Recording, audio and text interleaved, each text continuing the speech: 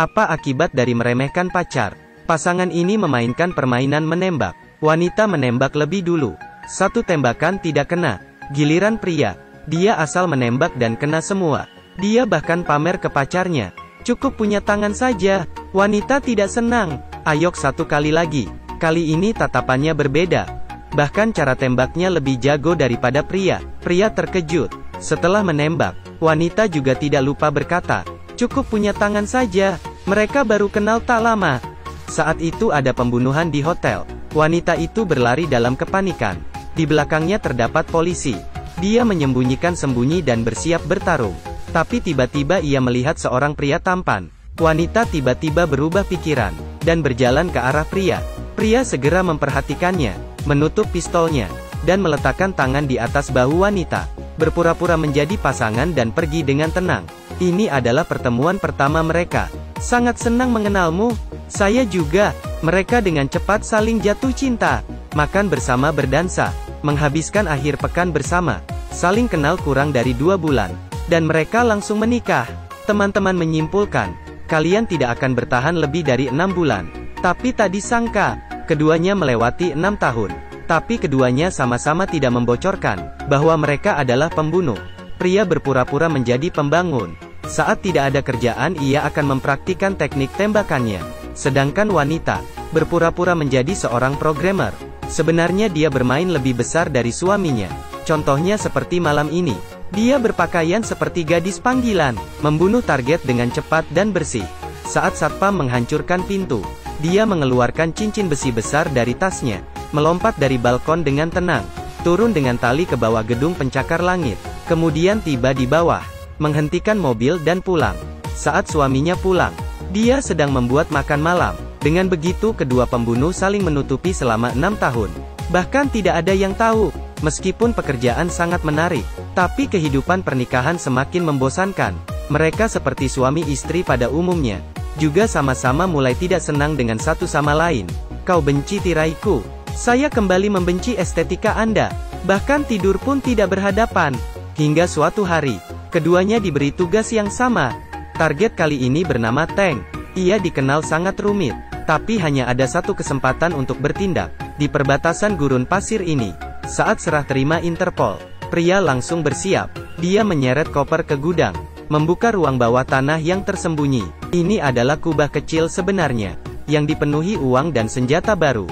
Tapi ia tidak tahu. Istrinya jauh lebih pintar darinya. Membangun ruang rahasia tepat di belakang oven sederhana. Menekan tombol. Semua jenis senjata juga tidak kalah mengesankan. Bahkan wanita memiliki tim yang lengkap. Dengan mudah menyelesaikan tugas. Saat hari itu tiba, keduanya berbohong sedang berbisnis ke luar kota. Wanita telah meletakkan perangkap lebih awal. Dan dengan santai menunggu target terjebak. Tapi pada saat itu, tiba-tiba muncul sebuah mobil. Dan menghancurkan semua perangkapnya. Wanita ini dalam hati memarahi orang idiot ini. Tak disangka idiot ini adalah suaminya. Hanya melihat pria itu berjalan keluar dengan bazooka. Wanita itu terkejut. Ini bukan orang biasa. Dia memutuskan untuk menembak pria. Tentu saja pria mengenakan rompi anti peluru. Dan tidak terluka. Tapi dia langsung marah. Orang bodoh mana yang menghambatinya bekerja. Dia mengambil bazooka dan memberi satu tembakan. Gubuk itu hancur berkeping-keping. Wanita justru menaiki motor dan pergi. Tak perlu dikatakan lagi, misi keduanya dinyatakan gagal. Kedua pihak bos sangat marah. Memberi batas waktu 48 jam. Menemukan orang yang mengacaukan dan ditangani dengan bersih. Jika tidak maka tanggung sendiri konsekuensinya. Pria menemukan laptop wanita dari reruntuhan. Menyerahkan ke ahli teknologi perusahaan. Dan menemukan alamat pengirimannya seperti tidak asing. Dia pergi ke sana sendiri untuk melihat. Ternyata penerima adalah istrinya sendiri. Sedangkan di waktu yang sama, wanita melihat dari kamera pengawas. Dan mengenali suaminya. Suamimu menelepon. Dia bertanya makan jam berapa. Beritahu dia jam 7. Ini adalah pesta yang sesungguhnya. Suami menuangkan istri air anggur. Dan sengaja melepaskannya. Istri secara tidak sadar langsung menangkap botol. Mampus. Reaksinya terlalu cepat. Tersenyum. Wanita ingin memperbaiki. Tapi telah tidak bisa disembunyikan. Biar aku membersihkannya. Aku saja. Reaksi pertama pria adalah bergegas ke kamar, dan mengambil sebuah pistol. Tapi tak disangka, wanita mengendarai mobil dan pergi. Pria itu berlari mengejarnya dengan tergesa-gesa. Secara tidak sengaja menekan pistol, peluru hampir mengenai istrinya. Wanita mengira pria ingin membunuhnya. Pria masih mencoba menjelaskan, tapi istri dengan tidak ragu menabraknya. Pria masih tetap berusaha memecahkan jendela mobil dan masuk. Tapi wanita itu melompat langsung keluar mobil. Kita harus mengobrol.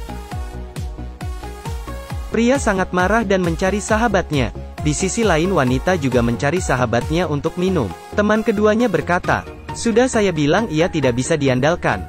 Membohongimu selama 6 tahun. Menggunakan pernikahan sebagai penutup. Dan mempermainkanmu." Dengan begitu kesalahpahaman semakin besar. Keduanya tidak bisa tidur sepanjang malam. Hari kedua, wanita lebih dulu pulang untuk membereskan barang. Tidak sengaja melihat video pernikahannya. Ia sedikit tergerak. Tapi saat pria kembali ke rumah itu telah kosong. Bahkan kubah kecilnya juga dicuri habis. Pria tidak tahan, dan pergi ke perusahaan wanita. Dia bernegosiasi dengan istrinya. Berkata bahwa pekerjaan kita sama. Jika kamu mau mengalah dengan baik, maka aku akan melepaskanmu. Bagaimana mungkin wanita menurutinya? Dengan satu perintah menghancurkan semua bukti. Dan kemudian mengaktifkan tombol. Memasang kabel di gedung yang berlawanan. Seluruh tim berhasil lari dalam waktu 1 menit. Ketika pria itu masuk, ia hanya berbalik dan tersenyum.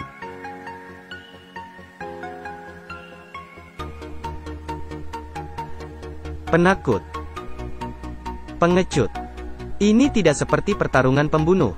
Ini lebih seperti perkelahian pasangan. Ronde pertama wanita menang. Tak lama kemudian, pria sekali lagi mencari wanita. Namun kali ini dia belum sempat bertemu, dan dijebak di lift oleh wanita.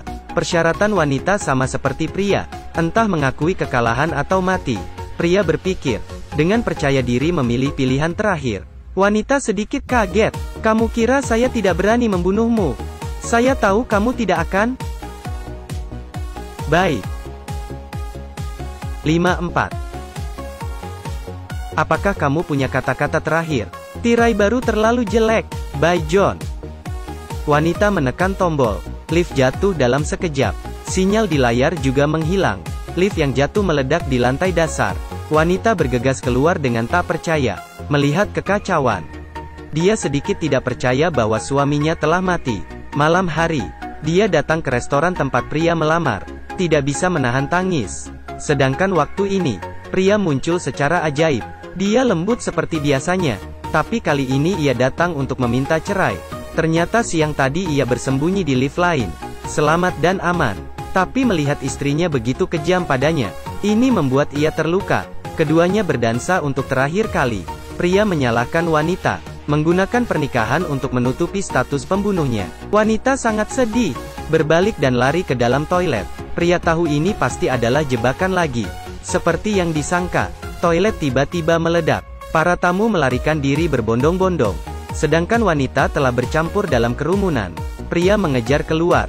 Wanita itu menghilang. Sedangkan di bajunya terdengar suara bom waktu.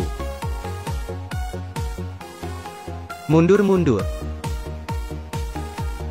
Kali ini pria benar-benar kecewa. Dia berjanji dengan wanita, "Mari kita pulang." Untuk membuat semuanya jelas, pertarungan terakhir antara pasangan pembunuh akan dimulai. Pertama adalah pertarungan menembak. Kemudian senjata dingin. Terakhir adalah perkelahian. Akhirnya keduanya hampir kehabisan tenaga. Saat ini wanita melihat pistol. Pria langsung mengerti. Bertahan cukup lama. Pria akhirnya meletakkan pistol. "Saya tidak bisa melakukannya."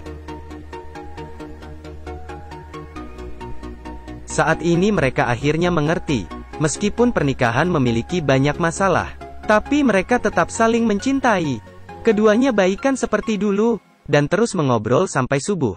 Tapi saat itu pembunuh dari perusahaan telah tiba. Ternyata batas waktu 48 jam telah tiba. Meskipun untuk pembunuh top, perusahaan tidak akan memberi ampun. Sebuah bom dilempar ke ruang bawah tanah.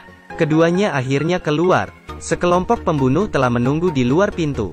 Sebelum mereka menembak, bom telah meledak. Mereka mencari sahabat pria, dan mengetahui kedua perusahaan mereka tidak akan memberi ampun. Jika mereka masih bersama, maka perusahaan tidak akan membiarkan mereka. Satu-satunya cara adalah menangkap target yang lebih berat. Keduanya terpikir tank pada saat yang sama. Saat itu bos kedua perusahaan telah berulang kali memberitahu mereka, jangan membiarkan target ini lolos. Jika mereka bisa menangkapnya kali ini, mungkin saja bisa menebus kesalahannya. Pergerakan secara resmi dimulai. Wanita bertanggung jawab atas pengawasan. Pria bertanggung jawab atas eksekusi. Meskipun ada sedikit liku-liku di tengah, tapi pria itu sangat cerdas. Dan akhirnya tetap memancing keluar tank. Prosesnya lancar dan sedikit tidak wajar. Keduanya membawa ia ke hotel. Pria penasaran anak kecil seperti ini. Kenapa kedua bos menggunakan segala cara untuk mendapatkannya? Anak itu tidak sanggup ditakuti. Dan berkata, saya bukan target tapi kalian. Dua pesaing tinggal di bawah atap yang sama. Ini buruk untuk perusahaan. Ternyata, bahkan tindakan saat itu adalah palsu. Sejak kedua perusahaan menemukan, kedua pembunuh top telah menikah. Kemudian membuat sebuah perangkap. Awalnya mengira dalam tugas saat itu, keduanya akan mati bersama. Tak disangka keduanya tidak hanya tidak mati, justru menemukan ketulusan saat kesulitan. Jadi bagaimana mungkin perusahaan membiarkan mereka? Benar saja terdapat pelacak di sabuk pria itu. Sedangkan di luar jendela, kekuatan besar telah mengelilingi mereka. Tapi perusahaan gagal. Keduanya bersembunyi di selokan. Dan lolos sekali lagi. Tapi apakah mereka harus terus bersembunyi? Kemudian keduanya membuat keputusan besar. Daripada hidup sendiri, mending kita bertarung terakhir kalinya. Gunakan kekuatan untuk menunjukkan tekad untuk bersama pada perusahaan.